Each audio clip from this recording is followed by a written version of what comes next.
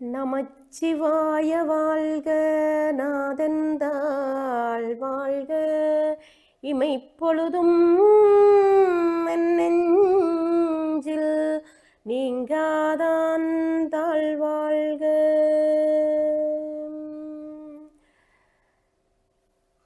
மணிமணி வார்த்தைகளால் மணிமுத்தாக எங்களுக்கு திருவாசகம் என்னும் தேனை சுவைத்து படித்து பேரின்ப ஞானத்தை பெறக்கூடிய அரும்பெரும் பாக்கியத்தை தந்த மாணிக்கவாசக பெருமானுடைய திருவாசகத்தின் கண்ணே முதற்பகுதியாக விளங்கக்கூடிய சிவபுராணத்தின் சிறப்புக்கள் என்கின்ற அருமையான ஒரு பகுதியினை இந்த ஓம் தொலைக்காட்சி வாயிலாக உலகெங்கும் வாழ்ந்து கொண்டிருக்கக்கூடிய சிவநேய செல்வர்கள் தமிழ் நெஞ்சங்களோடு பகிர்ந்து கொள்வதில் மட்டிலா மகிழ்வடைகிறேன். அந்த வாய்ப்பினை நல்கிய இறையவனுக்கு நன்றி கூறி, சிவபுராணத்தின் கண் விளங்கக்கூடிய சிறப்பம்சங்கள் சைவ சித்தாந்த கருத்துக்களை கூறுவதென்றால் ஒரு நாள் எங்களுக்கு போதாதிருக்கும். ஆனால் அடியேன் சுருக்கமாக அதிலே உங்களுக்கு எடுத்து கூறக்கூடிய விடயங்களை கூறிவிடலாம் என்று ஆவலோடு இருக்கின்றேன். இப்படியாக இந்த சிவபுராணத்திலே எத்தனை பதிகங்கள் என்றால் 51 பதிகங்கள், 651 பாடல்கள். இந்த மாணிக்க வாசகர் எப்போது தோன்றினார், அவர் எப்பொழுது அவதரித்தார், அந்த அவதார காலப்பகுதியை அறிஞர்கள் இன்று வரைக்கும் ஆராய்ச்சிக்குரியதாகவே வைத்துக் கொண்டிருக்கிறார்கள். எது எப்படியோ 4ஆம் நூற்றாண்டு என்றும் 8ஆம் நூற்றாண்டு என்றும் வாத பிரதிவாதங்கள் அவை ஒருபுறம் இருக்க, இந்த அம்பலவன் மெய்வருந்த, அதாவது பொன்னம்பலவன் கையினாலே எழுதும்படியாக மனிதனாக உருவம் எடுத்து இந்த பூவுலகிலே நல்ல வழிகாட்டிய நன்னெறிக்கு எங்களை ஆட்படுத்திய மாணிக்க வாசக பெருந்தகை என்னும் மனிதன் அங்கே செப்புகின்ற பொழுது, கூறுகின்ற பொழுது, தில்லை பெருமான் கூத்த பெருமானால் அங்கே பொற்கரங்களால் எழுதப்பட்டு அம்பலத்திலே ஏட்டுச்சுவடிகளாக வைக்கப்பட்டு சரிபார்க்கப்பட்டவை என்ற சிறப்பிற்குரிய திருவாசகத்தின் கண் நமச்சிவாய வாழ்க, நாதந்தாள் வாழ்க. நமச்சிவாய என்றால் சொல்லை சொல்லுகின்ற பொழுதே பெருமானுடைய உணர்ச்சி வர வேண்டும். அத்தகைய சொல்லே நமச்சிவாய. இத்தகைய சொல்லாகவும் பொருளாகவும் சிவபெருமான் உள்ளான் என்பதையே அங்கே நாமமாக திருநாமமாக கொண்டு நமச்சிவாய என்று சொல்லி அங்கே பாடுகிறார். நமச்சிவாய என்று சொன்னால் அங்கே பஞ்ச கிருத்தியங்களும் கூட கூறப்படுகிறது, பெருமானுடைய திருநாமமாக கூறப்படுகிறது. அப்படிப்பட்ட பெருமான் மந்திர வடிவாக இருக்கின்றான். மந்திர வடிவாக உள்ள அந்த நமச்சிவாய என்று சொல்லக்கூடிய பெருமானை நாதந்தாள் வாழ்க என்று தூள வடிவமாக அங்கே மாணிக்க வாசகர் பாடிக்கின்றார். அப்படிப்பட்ட மந்திர வடிவாக உள்ள பெருமானுடைய திருவடிகள் வாழ்க வாழ்க என்று முதலாவதாக போற்றுகின்றார். அவருடைய நாமத்தை கூறி போற்றுகிறார்.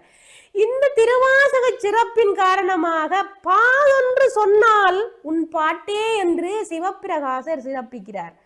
பாகென்று சொன்னால் நீ பாடிய பாட்டை தவிர எதை கூற முடியும் என்று சிவப்பிரகாசனார் கூறுகின்றார் என்றால், மாணிக்க வாசகருடைய பாடல்கள் பற்றி நாங்கள் எடுத்து அம்புவதற்கு எங்களுடைய இந்த பிறவியே போதாது. ஆகமம் ஆகி நின்று அன்னிப்பான். இந்த ஆகமம் என்ற சொல்லில், அதாவது ஆகம என்ற சொல்லை நாங்கள் எடுத்துக்கொண்டால், ஆக என்றால் பாசம். பாசம் நீங்கினால்தான் உயிர்களிடத்திலே பற்றி இருக்கின்ற அந்த மலங்கள் நீங்கி அதாவது ஆணவம், கண்மம், மாயை என்று சொல்லப்படுகின்ற பாசப் பொருட்கள் 3. இந்த பாசம் நீங்கினால்தான் ஒரு ஆன்மாவுக்கு ஞானம் உண்டாகும். ஆகவே க என்றால் பசு. பசுவுக்கு ஞானம் உண்டாகினால்தான் மோட்சமாகிய வீடு பேறு கிடைக்கும். எனவே மா என்றால் பதி. பசுவினிடத்திலே இருக்கின்ற ஆணவத்தை நீக்கக்கூடிய தகுதி வாய்ந்தவராக வைத்தியநாத பெருமான் இருக்கின்றார். நாங்கள் எங்களுடைய நோய்களை தீர்ப்பதற்காக வைத்தியரிடம் சென்று விடுவோம் என்பர்களே. அதுபோல இந்த பூவுலகிலே எங்களை படைத்த பெருமான் வைத்தியநாதன். பரம்பொருள் ஈசனுக்கு மட்டும்தான் தெரியும் எந்த ஆன்மாவுக்கு எந்த நேரத்திலே எதை கொடுக்க வேண்டும் என்று. அதை உணர்ந்து அந்தந்த நேரத்திலே அதை கொடுக்க வல்லவர் ஈசன். இந்த பதியாகிய இறைவன் ஆன்மாக்களிடத்திலே ஒன்றாகி உடனாகி வேறாய் நின்று அவ்வக்காலங்களிலே வழிப்படுத்தி கொண்டிருக்கிறான் இந்த ஆன்மாவை. ஆன்மா ஈடேற்றம் அடைய வேண்டும் என்பதற்காக கருணை கொண்டு பெருமான் எங்களுடைய இழிதரமான நிலைக்கெல்லாம் இறங்கி வந்து எங்களை ஆட்கொள்கின்றான். இதைத்தான் அழுதடி அடைந்த அன்பன் மாணிக்க வாசகன் என்று அறிஞர்கள் புலவோர்கள் போற்றுகிறார்கள். அழுது அழுது பெருமானுடைய அடியை அடைந்தார். அப்ப ஆகமம் என்று சொல்லி பார்த்தோம். அதிலே பதிதான் எங்களுடைய இறைவன் தான் எங்களுடைய ஆணவத்தை நீக்க முடியும். அதனால் அவன் பதி. பாசம் நீங்கினால்தான் ஞானம் பெற முடியும். ஆகவே என்றால் பாசம் என்ற விளக்கத்தை நாங்கள் தெளிவாக பெற்றுக்கொண்டோம் அன்பர்களே. மந்திர வடிவாக இருக்கக்கூடிய இந்த பெருமான் உண்மை விளக்க பாடலிலே 8ம் 2ம் உருவான லிங்கத்தே நட்டம்ப புதல்வான் அவிலக்கல் சித்தன் சிவாய நம என்னும் திருவைந்தெழுத்தஞ்சாலே அவாயமர நின்று ஆடுவான். சிவாய நம என்னும் திருவைந்த அஞ்செழுத்தாலே அவாயமர நின்று ஆடுவான் என்று சொல்லி உண்மை விளக்க ஆசிரியர் மிக அழகாக இதை விளக்குவார். அதாவது யா என்னும் எழுத்தால் குறிக்கப்படுகின்ற நாம் சொல்ல கேட்கிறேன் என்று கேட்பாயாக என்று சொல்லி அவர் சொல்லுவார். ஆடுகின்ற நடனத்தை சிவபெருமான், அதாவது சிவபெருமான் தில்லையிலே பெருமான் உயிர்களுக்காக ஆடுகின்ற பஞ்சகீர்த்தியங்களையும் செய்வதற்காக சதா ஆடிக்கொண்டிருக்கின்றான். அந்த பெருமானுடைய அந்த ஆட்டத்திலே இருக்கிற தத்துவத்தை கூறுகின்றார். இங்கே அந்த சிவபுராணத்திலே அந்த சிறப்பை நாங்கள் காணலாம். எப்படி என்றால், சிவாய நம என்ற திருவைந்தெழுத்து, அந்த திருவைந்தெழுத்துக்களையே தனது திருமேனியாக பெருமான் கொண்டு உயிர்களுடைய பிறவி துன்பம் நீங்கும்படி ஆடல் புரிகின்றான் என்பதை அற்புதமா. அதாவது 8ம் 2ம் என்று சொன்னால் 8ம் 2ம் கூட்டின அன்பர்களே 10. இந்த 10 என்பது தமிழில் யா என்ற எழுத்தை குறிக்கும். சித்தாந்தத்திலே யா என்பது உயிரை குறிக்கும், அதாவது ஆன்மாவை குறிக்கும். லிங்கத்தே உயிராகிய அந்த இடத்திலே நட்டம் பயில்கின்றான். ஆகவே இந்த ஆன்மா இடத்திலே நின்று பெருமான் அங்கே நட்டம் பயில்கின்றான். ஒவ்வொரு ஆன்மாவிடத்திலேயும் இருக்கின்றான். அதை நாங்கள் அகக்கண் கொண்டு பார்க்காத வரையில் எங்களுக்கு பெருமான் வெளியே இருப்பதாக தேடி தேடி தேடி தேடி நாங்கள் அலைந்து கொண்டு திரிவோம். இதிலே அடுத்த பாடலை நீங்க பார்த்தீங்கள் என்றால், ஆடும்படிகள் நல் அம்பலத்தன் ஐயனே நாடும் திருவடியில் நகரம் கூடும் என்று சொல்லி உண்மை விளக்க பாடல் 32வது பாடலிலே சொல்லுவார். இந்த உண்மை விளக்க பாடல்ல எப்படி என்று சொன்னா, திருவடி நகரமாகுது. பெருமானுடைய அந்த திருவடி நகரமாகவும், அவருடைய திரு உந்தியானது மகாரமாகவும், திருத்தோளானது சிகாரமாகவும், திருமுகமானது வகாரமாகவும், திருவடி யகாரமாகவும் கொண்டருளி பெருமான் இந்த ஆன்மாக்களுக்கு கிருத்தியத்தை செய்கின்றான். இப்படியாக எம்பெருமான் செய்கின்ற இந்த 5 தொழில்களைத்தான் இந்த சிவபுராணத்திலே மாணிக்க வாசகர் மிக அழகாக அந்த பாடல் வரிகள் ஒவ்வொன்றிலையும் நாங்கள் கூறுகின்றதை காண முடியும்.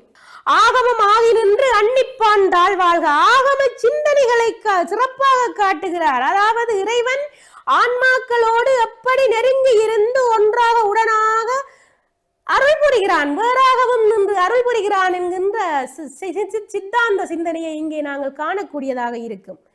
இதை வேதங்கள் எல்லாம் சொல்லும். ஏகம் ஏவ அத்வீதீயம் என்று சொல்லி வேதம் இறைவனை கூறியதைத்தான் ஏகன் அநேகன் இறைவனடி வாழ்க என்று மாணிக்க வாசகர் சொல்லுகிறார். ஏகம் ஏவ அத்வீதீயம் என்று வேதங்கள் கூறியவற்றை ஏகன் அநேகன் இறைவன் அடி வாழ்க, எம்பெருமான் ஒருவனே, அவனை நாங்கள் ஒரு நாமம் ஓருருவம் ஒன்றுமில்லார்க்கு 1000 திருநாமம் பாடி தெல்லோனம் கொட்டோமா என்று சொல்லி அங்காலே அடுத்த வருகின்ற பதிகங்களிலே மாணிக்க வாசகர் சிறப்பிக்கின்றார்.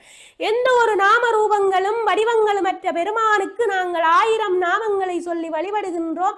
அங்கெல்லாம் எந்தெந்த தெய்வமாக நாங்கள் வழிபடுகின்றோமோ அத்தெய்வமாகி அங்கே மாதொரு பாகனார் தான் வருகின்றார் என்ற சிறப்பை இங்கே நாங்கள் இந்த சிவபுராணத்திலே காணலாம். அடுத்தது ஒருவன் என்னும் ஒருவன் காண்க என்று சொல்லி ஈசனாகிய ஒருவன் தான் பெருமை பொருந்தியவன் என்ற சிறப்பை அங்கே திருவாசகத்திலே காட்டுவார். அதை நாங்கள் இந்த நமசிவாய அதாவது சிவபுராணத்திலே வருகின்ற அந்த நமசிவாய என்று தொடங்கக்கூடிய அந்த சிவபுராணத்திலே காணலாம். பெருமான் எப்படி ஒருவனாக அநேகனாக வருகின்றான் என்ற அதி அற்புதமான சிறப்பை. அதை விட ஐயா என ஓங்கி ஆழ்ந்து அகன்ற நுண்ணியனே என்று சொன்னால், வேதங்கள் எல்லாம் பெருமானை ஐயா என்றால் தலைமை பொருளாக கொண்டு பெருமானே எங்களுக்கெல்லாம் நீதான் தலைவன் என்று சொல்லி போற்றி துதிக்கின்றன என்று சொல்லி அங்கே பெருமானை விழித்து வேதங்கள் கூட பெருமானை எப்படி போற்றுகின்றன என்ற சிறப்பை அங்கே அவர் பாடுகின்றதை காணலாம்.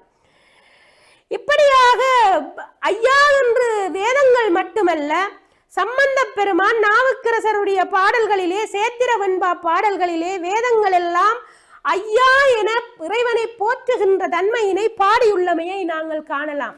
இது மட்டுமல்ல அன்பர்களே, இந்த எம்பெருமான் எப்படி எங்களுக்கு இமைப்பொழுதும் எங்களுடைய நெஞ்சிலே நீங்காது அருள் புரிகின்றான். அதாவது ஆன்மாக்களிடத்திலே சூக்குமமாக உள்ள உறைவனை அங்கே வாழ்த்துகிறார் மாணிக்க வாசகர்.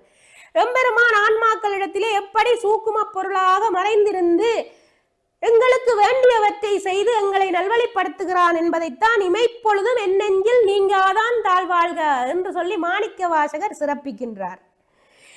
நாதன் என்றால் நாத தத்துவ பொருளானவன், அதாவது சப்த பிரம்மவாதம் நாத பிரம்மம் அல்ல. நாதத்தை கூறுவது அதாவது உருவாக்குவவன், நாதத்தையே நாத வடிவாக பெருமான் உள்ளான் என்றால் அந்த நாதத்தையே உருவாக்குவவன் இறைவன் என்று சொல்லி அதி அற்புதமான தத்துவம் அங்கே விளங்க காணலாம். நாத பொருளாக இருக்கிறான் என்பதல்ல, நாத பொருள் அந்த நாதத்தை கூட உருவாக்குகின்ற மூலப்பொருளாக அங்கே மூல வித்தாக மூல சோதியாக இருக்கக்கூடியவன் இந்த பெருமான் என்று சொல்லி சொல்லுகிறார். அதுபோல நமச்சிவாய என்ற இந்த மந்திரம் தூல வடிவை முதலில் கூறி நாதந்தாள் வாழ்க என அதிசூக்கும வடிவத்தை வாழ்த்துவதாகத்தான் இந்த நமச்சிவாய வாழ்க நாதந்தாள் வாழ்க என்பதை முன்னரே அவர் பாடியிருக்கிறார். அதாவது பெருமானுடைய தூல வடிவத்தை தான் எங்களுக்கு ஆன்மாக்களுக்கு காட்ட முடியும். அதிசூக்குமமாக உள்ள வடிவத்தை இந்த ஆன்மாக்களால் புரிந்து கொள்ள முடியாது. ஆகவே தூல வடிவத்தை முதலிலே காட்டி அதிசூக்கும வடிவத்தை அங்கே குறிப்பிடுகின்றார். நாதனுடைய தாழ்வாழ்க என்று பிரம்ம விட்டுணுக்களால் கூட அறிய முடியாத பெருமானுடைய திருத்தாள்களை பொற்பாதங்களை ஆன்மாக்களாகிய நாங்கள் எளிதில் கண்டுவிட முடியாது. அதனால் அங்கே மாணிக்கவாசகருடைய முதலாவது வரியே பெருந்தத்துவத்தை எங்களுக்கு உணர்த்துகிறது. நமச்சிவாய என்ற தூல வடிவத்தினூடாக நாதனுடைய தாழ்வாழ்க என்று சொல்லி அங்கே அதிசூக்குமத்தை விளக்குவதை நாங்கள் காணலாம். குருமணி என்பது பற்றிய சிறப்பு இங்கே எடுத்து கூறியிருப்பது, அதாவது குரு என்றால் ஞானகுரு, வித்தியாகுரு, பிரம்மகுரு, பரமேஷ்டி குரு என்று பல வகையாக குருவினுடைய நிலைகளை வைத்து அங்கே ஆன்மாக்களுக்கு அருள் செய்யக்கூடிய பெருமானுடைய வடிவங்களை கூறலாம். பரமேஷ்டி குருவாகத்தான் சிவபெருமான் மாணிக்க வாசகருக்கு நல் ஞானத்தை உபதேசம் செய்தார் குருந்தமர நிலையிலே. ஆகவே அந்த குருமணியை பற்றி பேசுகின்ற பொழுது குரு என்றால் எல்லோரும் குருதான், ஆனால் அவர்கள் எந்தெந்த நிலையிலே எந்தெந்த ஞான நிலையிலே நிற்கிறார்கள் என்பதை பொறுத்துத்தான் அவர் வித்தியா குருவா, ஞான குருவா, பரமகுருவா, பரமேஷ்டி குருவா என்பதை நாங்கள் தீர்மானிக்க வேண்டும். அனைத்து குருமார்களுக்கும் மூல குருவாக, ஞான குருவாக, பரமேஷ்டி குருவாக விளங்கக்கூடிய பெருமான் பரமேஸ்வரனே என்பதை அந்த குருமணி என்ற சொல்லின் மூலம் அவர் அற்புதமாக அங்கே அந்த சிவபுராணத்திலே சொல்லக்கூடியதாக காணலாம். கரந்தவாள் கண்ணலோடு நெய்கலந்தாற் போல என்று சொல்லுகின்ற பொழுது, அதாவது பொருட்களிலே சிறந்தது பால். அதனாலேதான் பஞ்சகவ்யம் தயாரிப்பதற்காக பசுவிலே இருந்து பெறப்படுகின்ற அனைத்து பொருட்களையும் உபயோகிக்கிறார்கள். அத்தனை தெய்வங்களின் உறைவிடமாக இருக்கக்கூடிய கறந்த பால் கண்ணலோடு, அதாவது பாலிலும் சிறந்தது நெய். கறந்த பால் என்றால் விஞ்ஞானகலருக்கும், கண்ணல் என்றால் பிரளயாகலருக்கும், நெய் என்றால் சகலர். ஆன்மாக்கள் 3 வகை: சகலர், பிரளயாகலர், விஞ்ஞானகலர்.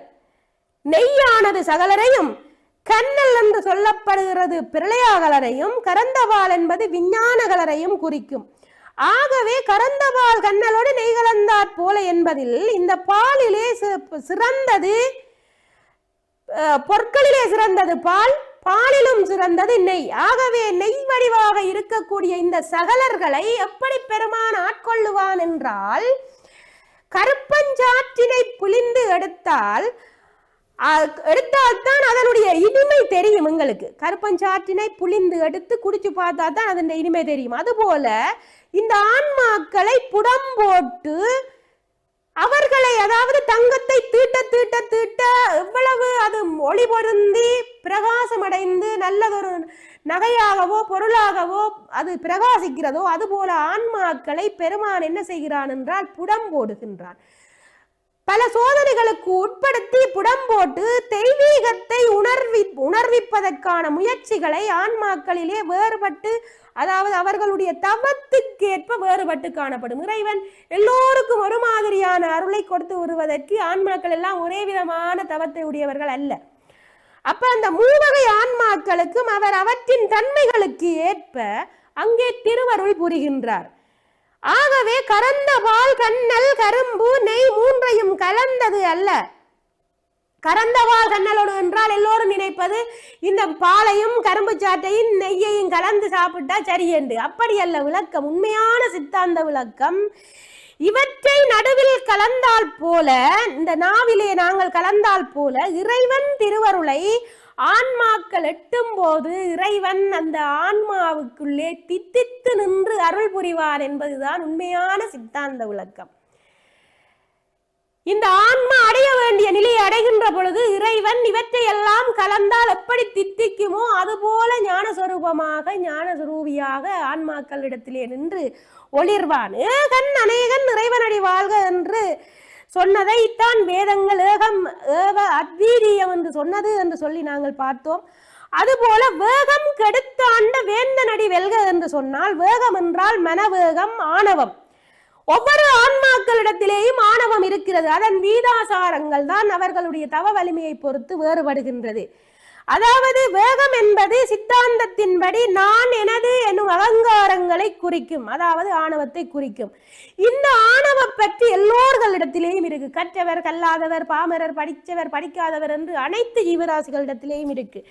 இந்த புறப்பற்று அகப்பற்றுக்கள் நீங்கும்படியாக அந்த வேகமாகிய ஆணவத்தை கெடுத்து மாணிக்க வாசகரிடத்திலே இல்லாது ஒழித்து கெடுத்து ஆண்ட வேந்தனாகிய அரசனாகிய பரமேஸ்வரனுடைய திருவடிகள் வாழ்க என்று சொல்லி அற்புதமாக அங்கே பாடுவதை காணலாம். அது மட்டுமல்ல அன்பர்களே, நாங்கள் எல்லோரும் ஆலயத்துக்கு செல்கின்றோம், கையெடுத்து கும்பிடுறதற்கு எங்களுக்கு வெக்கப்படுகின்றோம். மாணிக்க வாசகர் பாடுகிறார், கரங்குவிவார் உள்மகளும் கோன்கடல்கள் வெல்க என்று. இறைவனுடைய பெருமானுடைய திருநாமங்களை உச்சரித்தபடி கையெடுத்து கும்பிடுறவர்களுக்கு கூட உலக பயன்கள் எல்லாம் கிடைக்கும்படி பெருமான் உடனே அருள் செய்து விடுவாராம், கையெடுத்து கும்பிட்டாலே.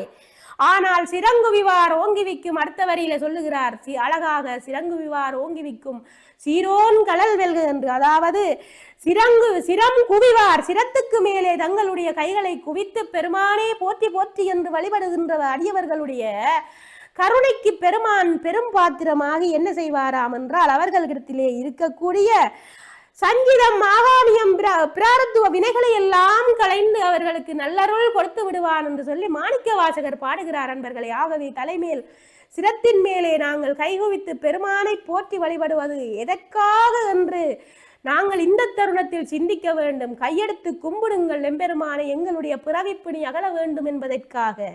ஈசனடி போற்றி, எந்தை அடி போற்றி, தேசனடி போற்றி, சிவன் சேவடி போற்றி, நேயத்தே நின்ற நிமலனடி போற்றி, மாய பிறப்பறுக்கும் மன்னனடி போற்றி, சீரார் பெருந்துரை நம் தேவனடி போற்றி, ஆராத இன்பம் அருளுமலை போற்றி என்று குறிப்பிடுகின்ற வரிகளிலே ஈசன் என்றால் தலைவன், நாம் அவனுக்கு எப்பொழுதுமே ஆன்மாக்கள் அடிமைகள். அந்த பெருமான் எங்களுக்கு என்ன வழிகாட்டுகிறானோ அதைத்தான் செய்ய வேண்டும். அதுபோல எந்தை என்றார், தேசன் என்றார், சிவன் சேவடி என்றார். இந்த சிவன் சேவடியாக மங்கள பொருளாக இருக்கக்கூடிய பெருமான் நின்மலனாக, நிமலனாக, அமலனாக, விமலனாக, அதாவது விமலன் என்றால் குற்றங்களை களைபவன், அமலன் என்றால் குற்றத்துக்கு எதிரானவன், நிமலன் என்றால் ஆன்மாக்களுடைய குற்றத்தை களைபவன், நின்மலம் என்றால் தான் குற்றமில்லாதவன். இப்படிப்பட்ட பெருமானை அவன் அருளாலே அவன்தாள் வணங்கி சிந்தை மகிழ சிவபுராணம் தன்னை என்று இறைவனது திருவருள் இருந்தால் இறைவனை வணங்க முடியும். அவனுடைய திருவருளின்றி அவனை வணங்க கூட முடியாது அன்பர்களே. இதை மாணிக்க வாசகர் ஒரு சிவபுராணத்திலே மிக அற்புதமாக, இன்னும் இந்த சிவபுராண பாடலிலே நிறைய தத்துவங்கள் இருக்கின்றன. இன்னும் ஒரு ஆன்மீக நிகழ்விலே இந்த சிவபுராணத்தின் தொடரான இந்த ஆன்மீக சிந்தனைகளை தத்துவங்களை தங்களோடு பகிர முடியும் என்று கூறிக்கொண்டு அதி அற்புதமான இந்த ஓம் தொலைக்காட்சி வாயிலாக காணக்கூடிய இந்த ஆன்மீக நிகழ்விலே சிவபுராணம் பற்றிய நல்ல அரியதொரு சிந்தனைகளை பகிர கிடைத்தமைக்கு எல்லாம் வல்ல ஈசனுக்கும் ஓம் தொலைக்காட்சி நிறுவனத்தினருக்கும் நன்றி கூறி அனைத்து ஐஸ்வர்யங்களும் பெற்று அனைத்து ஆன்ம கோடிகளும் இன்புற்று வாழ எல்லாம் வல்ல தில்லை கூத்த பெருமானும் சிவகாமி தாயாரும் திருவருள் புரிய வேண்டி மாணிக்க வாசக பெருமானுடைய திருப்பாத கமலங்களை வளர்த்தி அமைகின்றேன். காவாய் கனகத்திரளே போற்றி, கைலை மலையானே போற்றி போற்றி. திருச்சிற்றம்பலம்.